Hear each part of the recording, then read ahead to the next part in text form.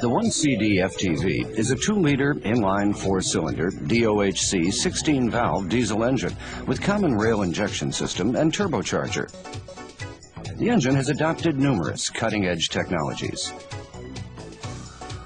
Among them, this video describes the new diesel injection system, which has achieved high performance, clean emissions, low noise, and low vibration.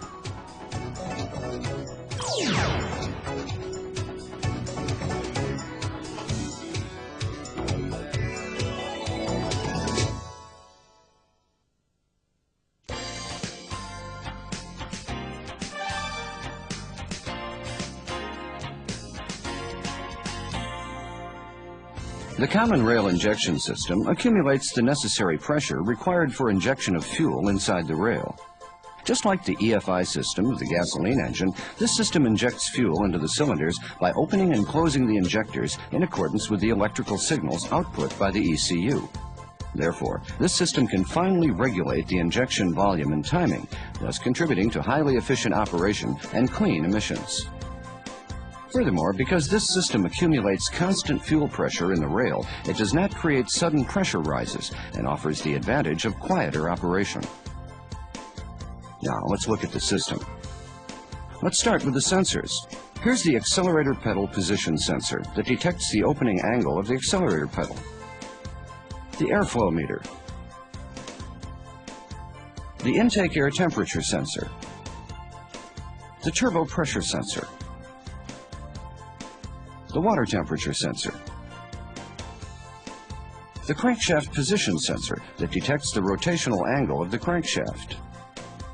The camshaft position sensor that identifies which cylinder is at TDC. And the fuel pressure sensor at the common rail, which detects the pressure inside the rail. Here are some of the actuators used in this system. The suction control valves, or SCVs, which are located on the supply pump assembly, control the amount of fuel that is fed to the supply pump.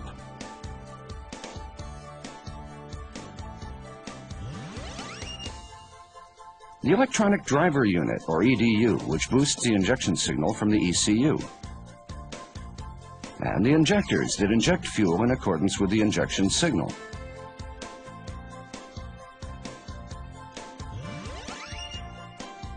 The fuel is drawn up from the fuel tank by the feed pump located in the supply pump assembly. Then it passes through the fuel filter and is fed to the supply pump. The fuel becomes pressurized in the supply pump to reach the injection pressure. The pressurized fuel is fed into the common rail where it is accumulated. The fuel that accumulates in the common rail is distributed via the injection pipes to the injectors of the cylinders. Then the injection signal from the ECU opens the injectors to inject fuel.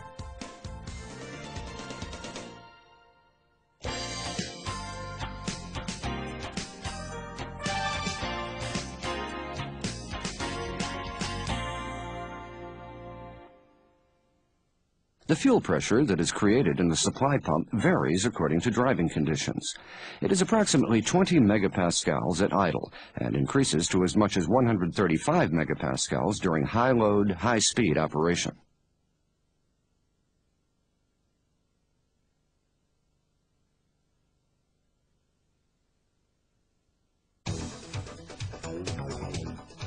Let's look at its internal construction. The supply pump contains an inner cam, which is driven by the engine. On the inside of the inner cam, there are 2 sets of opposing plungers. Each set of opposing plungers is positioned at a 90-degree angle from each other, and each plunger operates independently. The tip of each plunger is provided with rollers that come in contact with the inside of the inner cam. The inside of the inner cam is oval. The rotation of the inner cam pushes the plungers via the rollers, which effectively pumps the fuel. The use of the 2 opposing plungers in this manner minimizes the drive torque fluctuations, which makes for quieter operation.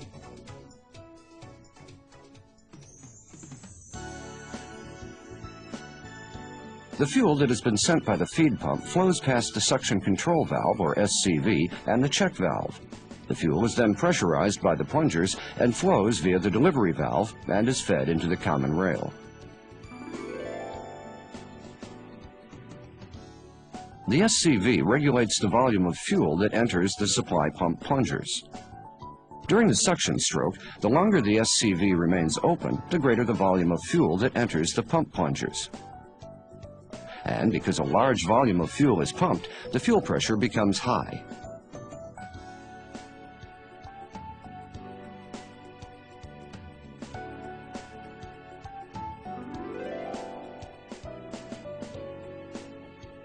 During the suction stroke, the shorter the SCV remains open, the smaller the volume of fuel that enters the pump plungers. And because only a small volume of fuel is pumped, the fuel pressure becomes low.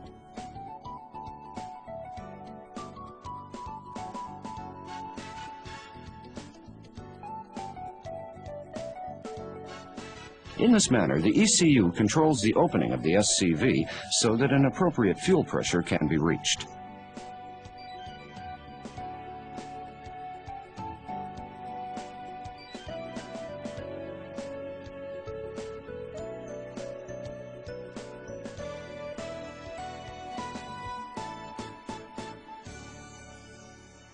Let's watch on an oscilloscope to see how the SCV is controlled.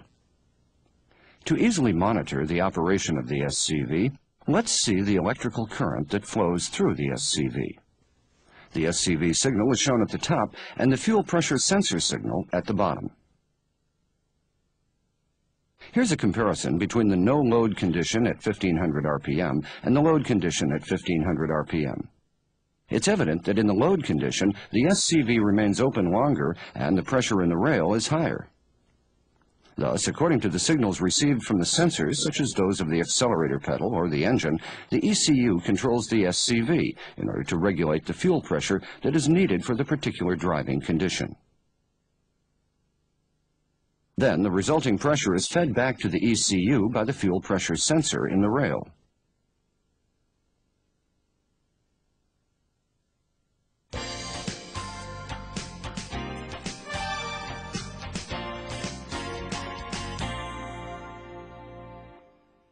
The common rail accumulates the fuel that has been highly pressurized by the supply pump and distributes it via the injection pipes to the injectors of the cylinders. A fuel pressure sensor is provided at one end of the common rail to detect the fuel pressure in the rail and to send it as a signal to the ECU. A pressure limiter is provided at the other end, so that in the event of a system malfunction, if the fuel pressure rises abnormally, the pressure is relieved mechanically.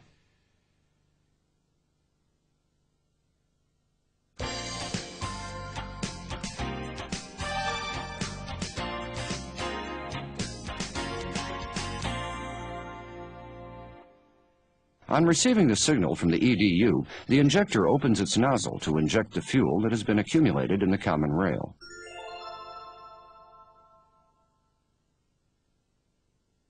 Let's look at its internal construction.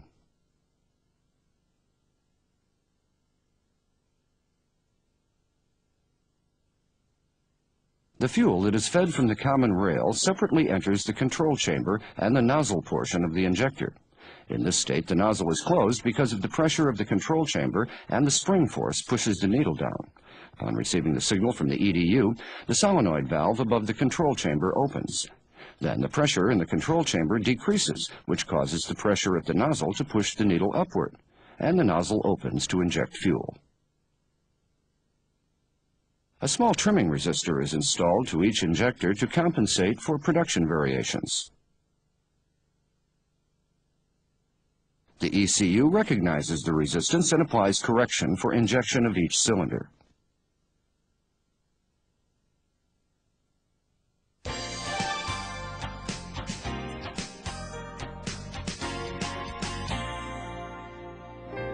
How does the ECU determine the injection volume and timing?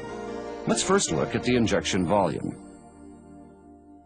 The ECU calculates the basic injection volume and the maximum injection volume, and whichever is smaller is determined to be the actual injection volume. The basic injection volume is calculated from the engine RPM signal and the accelerator pedal position signal.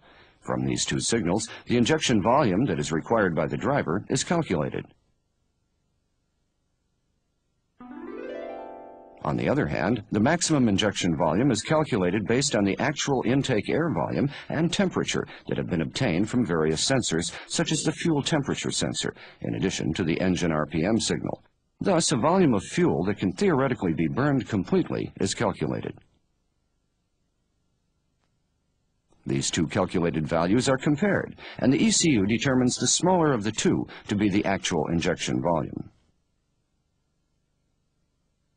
In this manner, the ECU is always taking the actual intake air volume into consideration to determine an optimal injection volume that does not generate black smoke.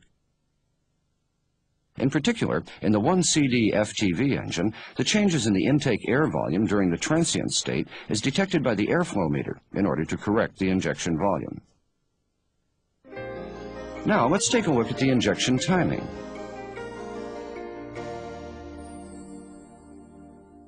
The injection timing is determined with the basic injection timing that is calculated based on the engine RPM signal and the accelerator pedal position signal, to which corrections are made. For the intake manifold pressure signal,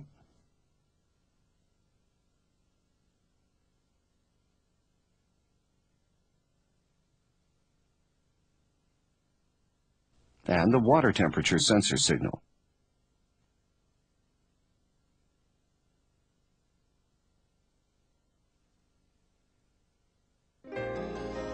Now, let's take a look at the pilot injection. A pilot injection is a small amount of fuel that is injected before the main injection. Accordingly, when the main injection starts, the fuel that was injected beforehand is already burning and serves to smoothly ignite the fuel of the main injection.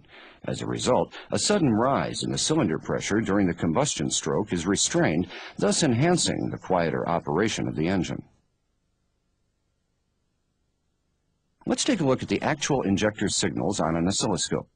To easily monitor the operation here also, let's see the electrical current that flows through the injector. It is evident that the pilot injection takes place before the main injection.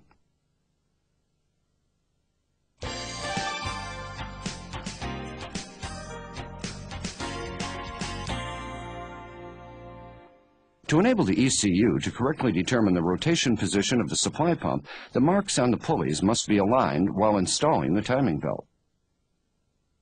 The pressure of the fuel becomes extremely high in the common rail. Therefore, pay close attention when installing the unions of the injection pipes or the inlet pipes. If any operation that causes the contact of the union to change, such as the replacement of parts, make sure to replace the pipe. For details, refer to the repair manual. After tightening a union, make sure to check for leaks with the fuel pressure raised. The fuel pressure can be raised by conducting an active test using a handheld tester.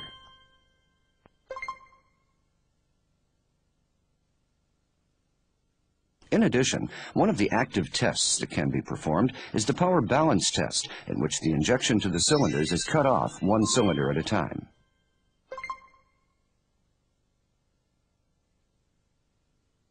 The pressure limiter of the common rail has been precisely adjusted at the factory.